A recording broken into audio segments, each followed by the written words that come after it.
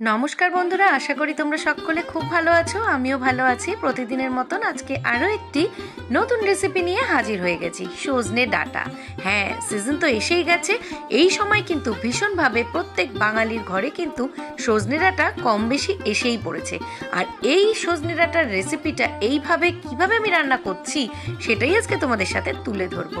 একদম সম্পূর্ণ নিরামিষ উপায়ে, পেঁয়াজ রসুন ছাড়া সজনে ডাঁটার এই রেসিপিটা খেতে হয় অপূর্ব।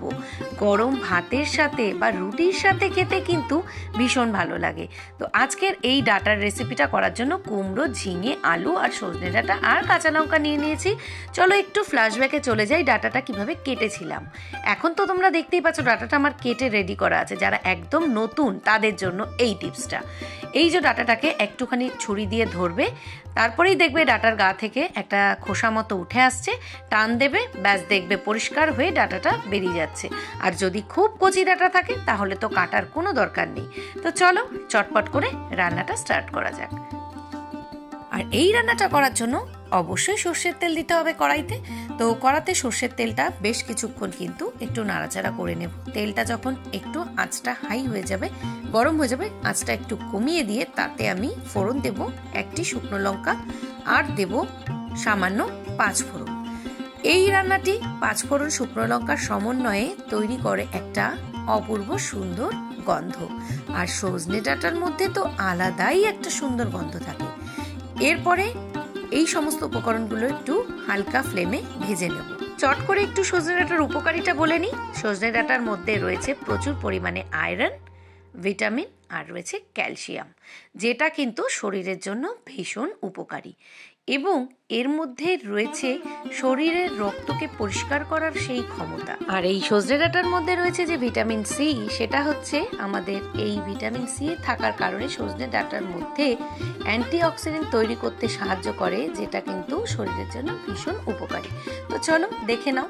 এই যে সজনে ডাঁটাটা এখন আমি রান্না করছি, সবার প্রথমে কিন্তু কুমড়োটাকে দিয়ে কয়েক সেকেন্ড একটু হালকা ভেজে নিলাম। তাতে দিয়ে দিলাম আলু। তো সামান্য তাতে নুন আর একটু হলুদ দিয়ে মিডিয়াম আঁচে কিন্তু আমি এই সবজিগুলোকে একটু হালকা ফ্রাই করে নিচ্ছি বা ভেজে নিচ্ছি। তোমরাও ঠিক এভাবেই করো। কয়েক সেকেন্ড কুমড়ো আর আলুটা ভাজা হয়ে যাওয়ার পরে আমি এখানে ঝিঙাটা অ্যাড করলাম। ঝিঙাটাকে আমি কোনো সময়তেই ভাজি না, কারণ ঝিঙা ভাজলে তার গুণাগুণ কিন্তু নষ্ট হয়ে যায়। সেই জন্যই আমি কিন্তু ঝিঙাটাকে এখানে ভাজিনি। ঝিঙাটাকে আমি একটু কাঁচাই দিলাম, কারণ এই ঝিঙাটা হালকা শ্যালো ফ্রাই ভাজা হবে। তারপরে দেখো এই সজনে ডাঁটাটা দিচ্ছি, কারণ এটার মধ্যে পুষ্টিগুণ বা এটার মধ্যে যে এই সবজির যে গুণাগুণ ভীষণভাবেই রয়েছে, যেটা কিন্তু তেলে খুব একটা ভাজলে সেটার গুণাগুণ কিন্তু নষ্ট হয়ে যাবে। বা এর মধ্যে থাকে একটা সুন্দর একটা গন্ধ, সজনে ডাঁটার মধ্যে থাকে খুব সুন্দর গন্ধ, যেটা খুব বেশি তেলে ভাজলে কিন্তু সেটা নষ্ট হয়ে যায়। কয়েক সেকেন্ড এই সমস্ত সবজিগুলোকে নাড়াচাড়া করে নেওয়ার পরে আমি এখানে 3 থেকে 4টে গোটা কাঁচা লঙ্কা হালকা একটু হাতে ফাটিয়ে দিয়ে দিলাম। তোমরা চাইলে গোটাও দিয়ে দিতে পারো। এই যে সবজিটা খুব একটা বেশি ঝাল ঝাল হয় না, একটু মিষ্টি মিষ্টিই থাকে, খেতে খুবই সুস্বাদু হয়। এরপরে এতে দিয়ে দিলাম সামান্য উষ্ণ গরম জল। আর যে কোনো রান্নাতে গরম জল দিলে তো সেই রান্নার টেস্ট হয় খুবই ভালো। আর এরপরে একটি ঢাকা দিয়ে 10 মিনিট মতন রাখতেই দেখতেই পাচ্ছ ঝিঙা থেকেও কিন্তু বেশ খানিকটা জল বেরিয়ে এসছে। তারপরে 2 চামচ মতন, এখানে ছোট চামচে 2 চামচ মতন চিনি আমি এখানে দিয়ে দিয়েছি। তো এখানে ঝোলটা আমার অলমোস্ট ফুটে গেছে। একটু ঝোলটাকে ভালো করে ফোটাতে হবে, না হলে একটু পানসা ব্যাপার লাগবে। তো সেই ব্যাপারটাকে কাটানোর জন্যই কিন্তু একটুখানি আমরা এখানে আটা জলে গুলে অ্যাড করছি। এটাকে বলে পিটালি। যে কোনো পাতলা ঝোল জাতীয় রান্নাতে যদি এই আটার সংমিশ্রণে যে পিটালি দেওয়া হয়, এটাতে ঝোলের ঘনত্বটাকেও একটু গাঢ় করে, ঝোলের টেস্টকেও কিন্তু অনেকটাই ঘনত্বটাকে আরো বাড়িয়ে দেয়। তো দেখতেই পাচ্ছ আমার কিন্তু এখানে সজনে ডাঁটা রান্না কমপ্লিট।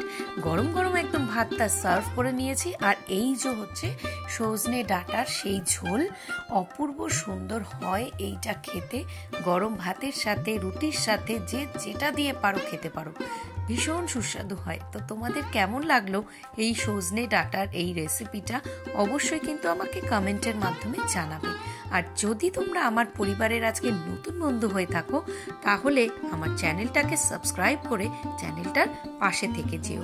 তো আজকের মতন সকলকে টাটা জানিয়ে আজকের ভিডিওটা আমি এ পর্যন্তই রাখছি। ততক্ষণ পর্যন্ত সকলে ভালো থেকো। এরপর আসবো কোনো রেসিপি বা কোনো ব্লগ ভিডিওর সাথে। তো ততক্ষণ পর্যন্ত সাথে থেকো। আজকের মতন ভিডিওটা এই পর্যন্তই। টাটা।